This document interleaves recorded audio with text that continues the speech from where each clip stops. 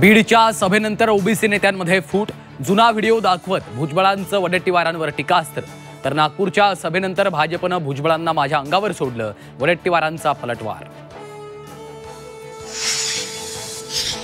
ओबीसींच्या आरक्षणाला धक्का नाही, पुरावे असतील तर आम्हाला द्या, भुजबळांच्या इशाऱ्यानंतर विखे पाटलांचंही आव्हान। ठाण्यातील महापौर पदावरनं सत्ताधारी विरोधकांमध्ये दावे प्रतिदावे, पालिकेवर महायुतीचा झेंडा फडकणार भाजपचा दावा, तर ठाण्यात ठाकरे सर्वांच्या ठिकऱ्या उडवणार, राऊतांचा पलटवार।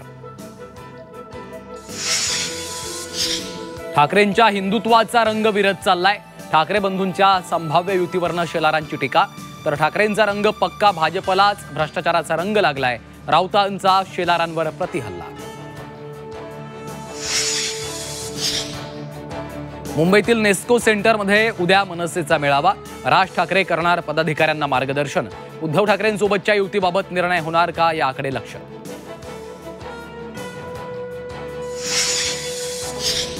विरोधकांनंतर आता सत्ताधाऱ्यांकडून देखील मतदार यादीत घोळ झाल्याचा आरोप, राष्ट्रवादी, भाजप, शिंदेच्या, शिवसेनेच्या नेत्यांनी केलेल्या दाव्याने खळबळ।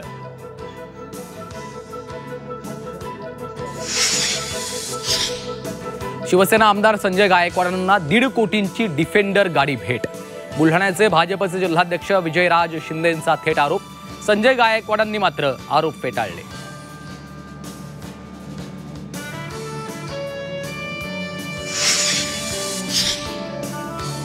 शिवसेना प्रवेश आणि निवडणूक लढण्याची बाळासाहेब ठाकरेंकडून ऑफर, मात्र राज ठाकरेंच्या मैत्री खातर ऑफर नाकारली, महेश मांजरेकरांचा टू द पॉइंट गौप्यस्फोट।